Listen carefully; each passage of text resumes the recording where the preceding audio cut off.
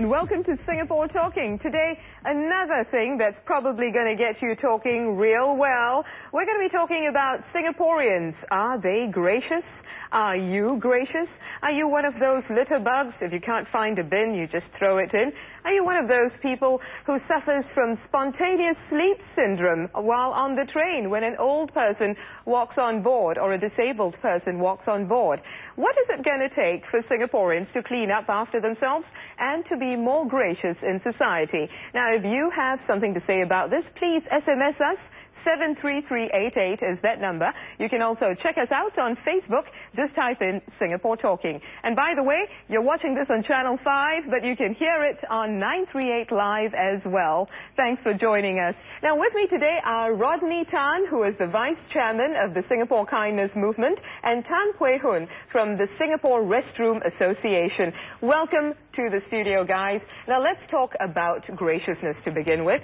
Now, I understand, Rodney, that the Singapore Kindness Movement actually did a survey recently measuring graciousness among Singaporeans.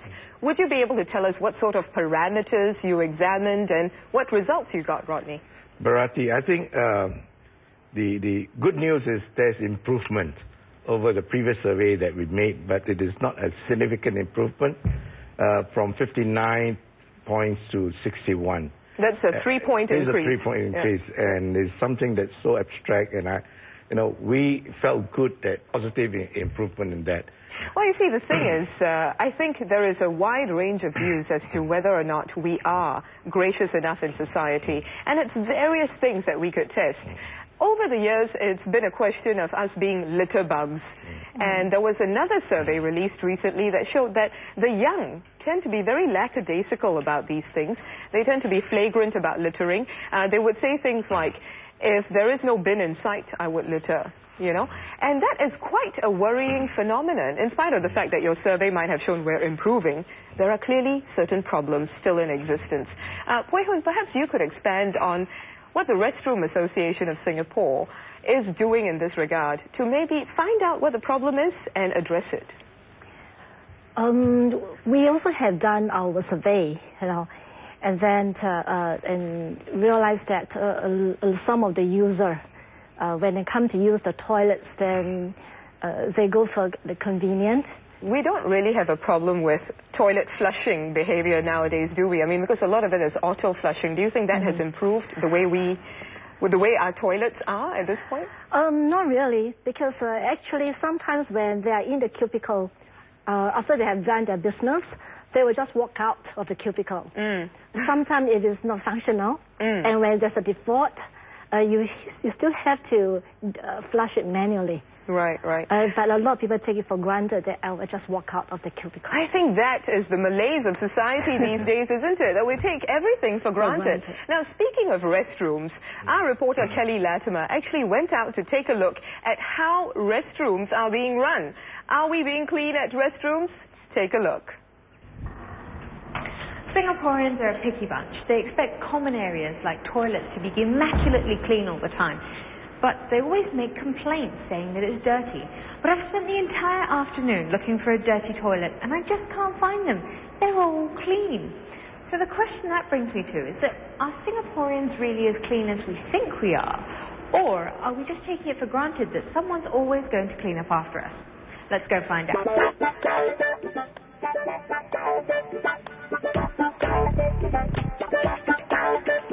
To start off, do you think Singaporeans are clean? I think the nation is clean, but as individuals, maybe we could be a bit tidier. How so?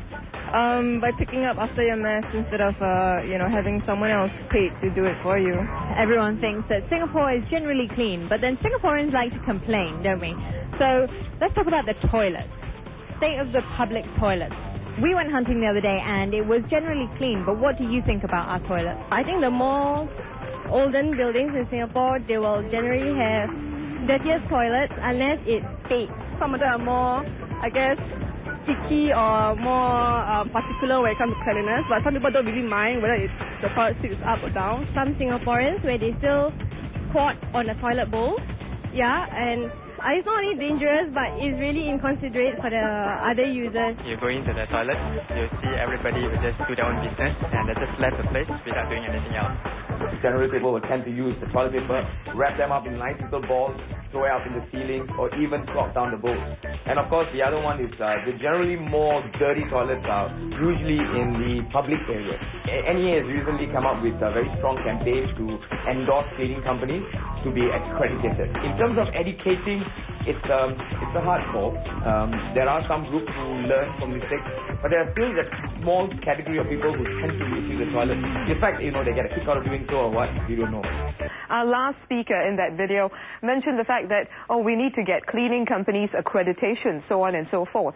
But when does it become our responsibility as citizens of Singapore, as part of this society, this country that we live in, to keep the country clean without relying overly on cleaners and whether they're working and whether those companies are accredited? Rodney?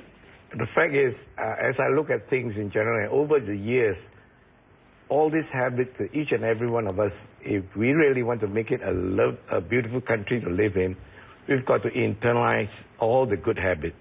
One guy that's being fined, I'm sure there's 100 or 1,000 who have escaped being caught. That's right? true, yeah. So, lucky them, yeah. Yeah, lucky 999 of them who have escaped. But then, until the day we really internalize this good habit, right, things will never be changed. It seems ridiculous. I mean, we've had these campaigns since I was in diapers. Let's face it, the anti-littering campaign, the flush the toilet campaign. I remember all these campaigns. We've had fines in place since I was in diapers.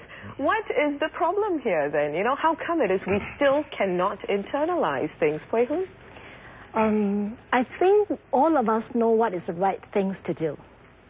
But sometimes we can be quite forgetful. You need someone to remind you to do the right things. And certainly parents should be the biggest role models here, right? Yeah, absolutely, absolutely. Yeah. As parents, if we don't correct or don't show as a role model for the kids, they will pick up the bad habits. And because all this while they're saying, if my father or my mother can do it, it must be all right. Yeah, right? And you know what? I see a lot of examples of bad parents out there, And we've had reports in the press about these bad parents, a mother who let her child pee in public, in a public drain.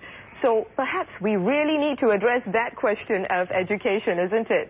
Stay with us on Singapore Talking. We'll be back in a couple of minutes talking today about whether Singaporeans are gracious enough. What will it take for us to be better behaved in public?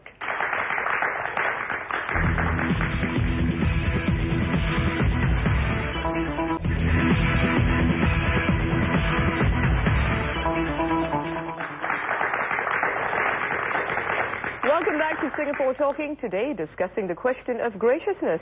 Are we gracious as Singaporeans? Do we clean up after ourselves? We've talked about various issues, public restrooms, coffee shops, food courts. And you know what? Our very own Kelly Latimer went out to the food courts to see if we are indeed clearing our trays, as the Singapore Kindness Movement once said we should. Let's take a look. I've had gum stuck to my pants in England, rode on graffiti-plastered trains in Australia, and held my breath whilst walking past smelly drains in Malaysia. For that, I'm very grateful for Singapore's cleanliness and thankful to the silent heroes, be it foreigners or locals, who have helped keep Singapore clean. Without these cleaners, can we really rely on Singaporeans to keep our Singapore clean? Are you a clean person? Do you clean up after yourself in hawker centres and food courts? I don't clear my plates, if that's what you mean, because I thought that's like something more like a norm. People usually leave their plates after they eat, and then there'll be cleaners coming. Again, it's about the support services that we have that's so great. I actually felt a bit funny to do it, if I had to do it, because I thought it's like something to be taken care of by the cleaners. This is a non-practice for everybody now. Okay, I believe somebody have the etiquette. This is the new thing that we have to clean after we eat, especially in the public area. Why don't you always clean up? Lazy.